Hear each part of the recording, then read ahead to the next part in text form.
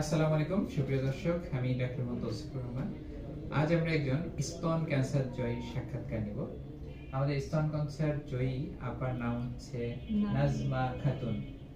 তো নাজমা আপা তিনি স্তন ক্যান্সারে আক্রান্ত হওয়ার পরে চিকিৎসা গ্রহণ করেছেন এবং এখন আল্লাহর অশেষ রহমতে তিনি অনেক ভালো আছেন। তো আমরা তার কথা শুনবো যে আপা আপনি কেমন আছেন এখন? খুব ভালো আছি। আচ্ছা, আগে আগে কি অসুবিধা ছিল, মানে ব্যথা করতো, ফুলে যেত, অনেক সমস্যা, ব্রেস্টে টিউমার ছিল। আচ্ছা, তারপরে আপনি প্রায় দীর্ঘ 1 বছর তো পার হয়ে গেল, প্রায় 1 বছর ধরে আপনি ভালো আছেন, তাই তো? এখন কত ভালো আছেন? খুব ভালো আছি।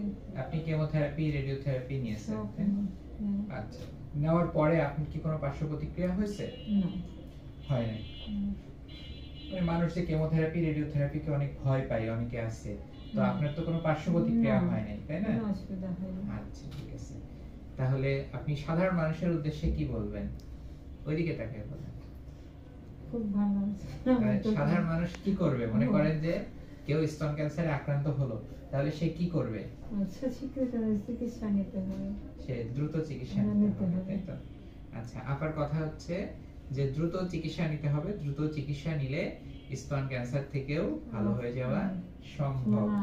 আচ্ছা, আপার সাথে সবসময় আপার জীবন সঙ্গী আইনাল ভাই, তো আমার হাজবেন্ড, তো আইনাল ভাই সবসময় তার সাথে ছিল, শুরু থেকেই তার সংগ্রামের সাথে সে সহযোদ্ধা হিসেবে কাজ করতেছে। আমরা আইনাল ভাইয়ের মুখে কিছু শুনবো। আইনাল ভাই বলেন। বিসমিল্লাহির রহমানির রহিম। আমার স্ত্রী যদিও ক্যান্সার রোগে আক্রান্ত ছিল এবং ক্যান্সার টিউমারে তার অপারেশন করার পরে আমরা ইন্ডিয়াতে গেছিলাম। ইন্ডিয়া থেকে অনেক ট্রিটমেন্ট গ্রহণ করছি। তারপর আমি স্যারের তসিফুর রহমান স্যারের সন্ধান পেয়ে, যখন উনি বগুড়া TMS হাসপাতালে ছিলেন, তার সাথে যোগাযোগ করার পরেই স্যারের পরামর্শ অনুপাতে আমরা কুষ্টিয়া থেকে অপারেশন করি এবং স্যারের তত্ত্বাবধানে আমরা হচ্ছে কেমোথেরাপি বলেন বা রেডিওথেরাপি বলেন, যেটাই বলেন সবগুলো আমরা গ্রহণ করি। আমার রোগী এখন সম্পূর্ণ সুস্থ এবং ভালো আছে। আজকে আমরা ডাক্তার স্যার থেকে আমরা দেখালাম, স্যার সমস্ত রিপোর্ট দেখে আমাদের বললেন হ্যাঁ এখন আপাতত সুন্দর আছে।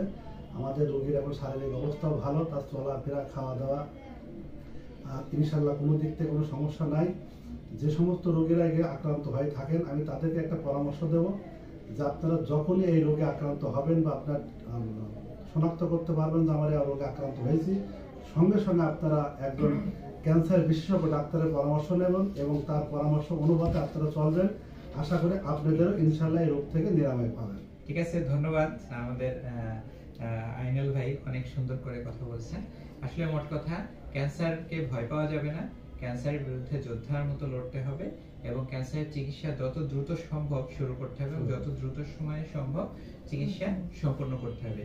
তাহলে আমরা ক্যান্সার থেকে, ক্যান্সার যোদ্ধা থেকে আমরা ক্যান্সার জয়ী হয়ে উঠতে পারবো। তো আপনাদেরকে অসংখ্য ধন্যবাদ। সবাই ভালো থাকবেন। আসসালামু আলাইকুম।